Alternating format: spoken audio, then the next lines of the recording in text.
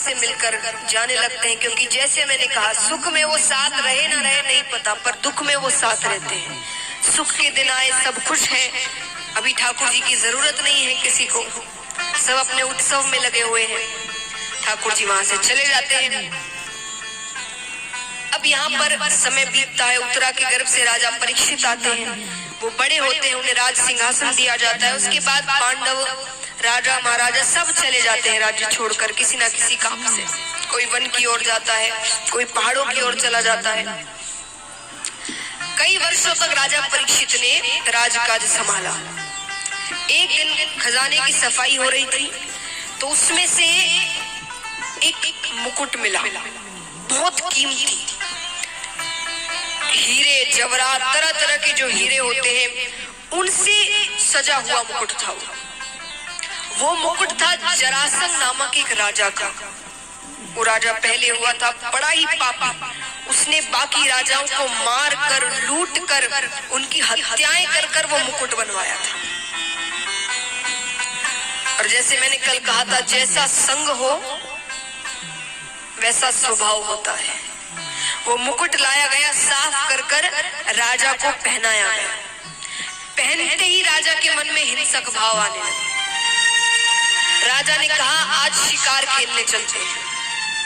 कभी वे शिकार खेलने नहीं, आज शिकार खेलने चलते हैं। जाते हैं, बीच रास्ते में दूर से देख रहे हैं एक शूद्र, एक पैर का बैल है उसके सामने, उसे लकड़ी से मार रहा है, बहुत मार रहा है, बहुत पीट रहा है। नीचे अधमरी हालत में एक गौ माता पड़ी है, उसे वो बार बार बीच में पैर की ठोकर मार रहा है। ठाकुर जी ने देखा कि राजा परीक्षित ने देखा कि मेरे राज्य में ऐसा क्रूरता का कार्य। तुरंत उसके पास आते हैं, तलवार निकालते हैं कि तुम कौन हो। उसने कहा मैं कलयुग। कौन हूं मैं? कलयुग। ये एक पैर वाला बैल, ये बैल कौन है? ये धर्म है।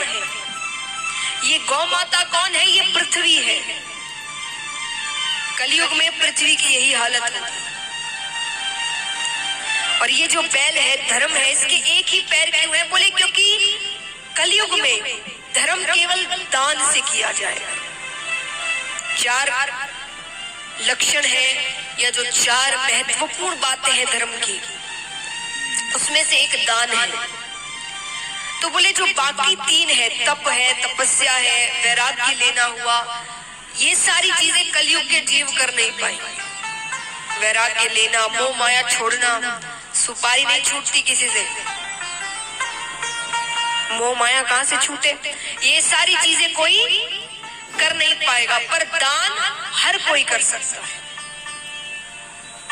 दान हर कोई कर पाएगा। तो महाराज कलयुग में अगर धर्म जीवित है तो दान से। इसीलिए बार बार कहा जाता है दया की भावना क्यों होनी चाहिए। और दान का मतलब केवल धन का दान नहीं होता, तन मन धन से दान करो, तन मन धन से सेवा करो। अगर आपके पास धन नहीं है तो आप तन से सेवा कर सकते हैं। जैसे मैं आपको उदाहरण देती हूँ नारायण सेवा संस्थान का। आप मान लीजिए आप धन नहीं दे सकते हो, आपके पास आप इतने समर्थ नहीं है कि आप धन दे सके, पर आपको दिखता है आपके आस पड़ोस में कोई दिव्यांग है, वो समर्थ नहीं है कि वो अच्छे अस्पतालों में जाकर या बड़े अस्पतालों में जाकर इलाज करवा सके, तो आप बस इतनी कोशिश करें कि उसे उदयपुर तक पहुंचा दो। आपकी तन की सेवा हो गई। या उदयपुर में खबर कर दे कि हमारे आसपास कोई दिव्यांग है, वो नहीं कर सकते, ये चीजें तो आप कर सकते हैं। ये तन से सेवा हो गई। जिनके पास धन है, जो थोड़े भी समर्थ है, थोड़ी सहायता कर सकते हैं, वो धन की सेवा करें। क्योंकि जो ऑपरेशन होते हैं उनमें सामान लगता है, धन लगते हैं, डॉक्टर्स आते हैं। तो अगर धन है तो धन की सेवा करो। चलिए तन भी नहीं, धन भी नहीं तो मन से सेवा करो।